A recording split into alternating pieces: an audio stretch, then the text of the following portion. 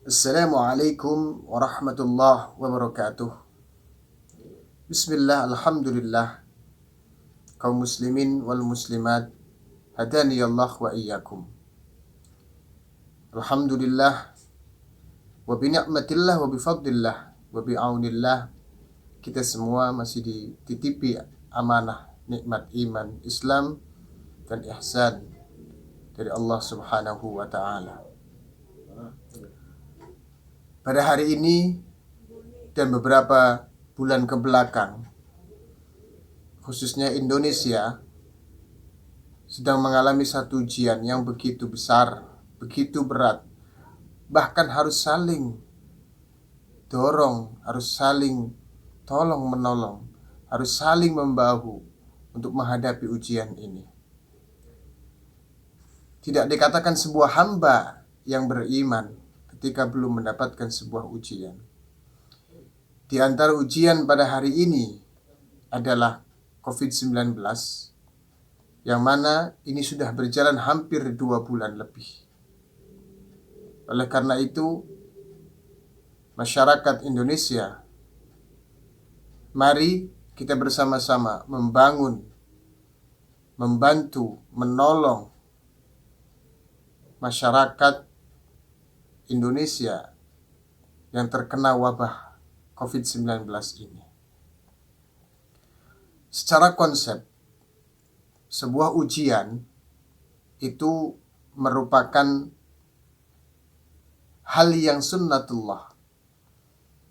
Di dalam makna sabar, bahwa sabar itu ada sabar libtila'illah, yakni sabar terhadap ujian dari Allah Subhanahu wa taala. Lalu bagaimana kita menyikapi problematika kehidupan atau wabah ini? Maka yang pertama kita harus bangun adalah rasa kesadaran bahwa dampaknya, akibatnya itu akan lebih berbahaya ketika kita tidak mau mengikuti himbauan protokol dari pemerintah demi menjaga kesehatan, keselamatan warga Indonesia atau masyarakat Indonesia. Apa yang pertama kali dibangun dalam sebuah kesadaran itu? Yang pertama kali dibangun adalah bahwa kita harus ingat, kita ini adalah homo sosial atau makhluk sosial yang harus ada interaksi, yang mana wabah ini, COVID-19 ini berinteraksi antar manusia. Maka kesadaran inilah yang terus kita tanamkan di dalam hati.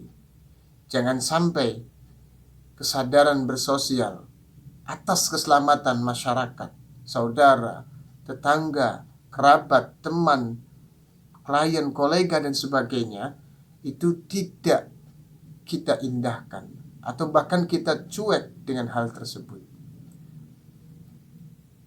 Kita jangan berpikir bahwa diri kita akan selamat.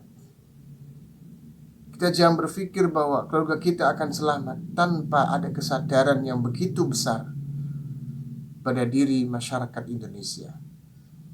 Oleh karena itu, dalam konsep ujian ini, mari kita bersama-sama laksanakan, tegakkan, tanamkan dan tumbuhkan darul mafasid muqaddamun ala jalbil masalih. Apa itu? Dalam satu kaidah, bahwa kita tinggalkan yang membuat kerusakan, yang membuat saudara kita, tetangga kita, teman-teman kita itu ada dalam bahaya. Maka dengan jalbul masalih, yaitu mengedepankan kemaslahatan. Di antara kemaslahatan pertama untuk menghadapi COVID-19 ini, itu adalah kesadaran kita untuk saling menjaga, terutama kesehatan, interaksi, dan sebagainya. Jangan berpikir bahwa ini adalah ibadah, yang ini adalah ibadah, dan sebagainya. Di dalam konsep ibadah pun, hifdzun nafas, keselamatan jiwa, itu lebih penting dibandingkan dengan ibadah yang sifatnya adalah hanya kesolehan pribadi. Maka dari itu, mari saya mengajak khususnya warga Kota Tangerang Selatan dan umumnya seluruh Indonesia, mari kita jaga, mari kita saling bahu-membahu untuk membangun sebuah kesadaran, menyelesaikan masalah COVID-19 ini dengan bersama-sama. Walaupun di garda terdepan itu adalah pencegahan kita, dan di garda terakhir itu adalah tim medis, semua hakikatnya adalah saling membantu. Pemerintah sebagai organisasi yang mampu mengatur untuk menyelesaikan problematika ini, maka kita sebagai warga harus mau dan memang harus mau untuk menjalankan perintah atau himbauan-himbauan dari pemerintah. Oleh karena itu, sekali lagi saya ingatkan bersama-sama, mari kita tumbuhkan kesadaran, tanamkan dalam diri kita bahwa keselamatan kita juga adalah keselamatan keluarga. Keselamatan kita juga adalah keselamatan kerabat-kerabat kita, saudara kita, dan juga teman-teman kita. Sahabat-sahabat muslim muslimah, hadani Allah wa iyyakum. Memang ujian itu ada kalanya sebagai bentuk maratibud darajah atau marhalatud darajah, tingkatan untuk mendapat derajat yang lebih baik.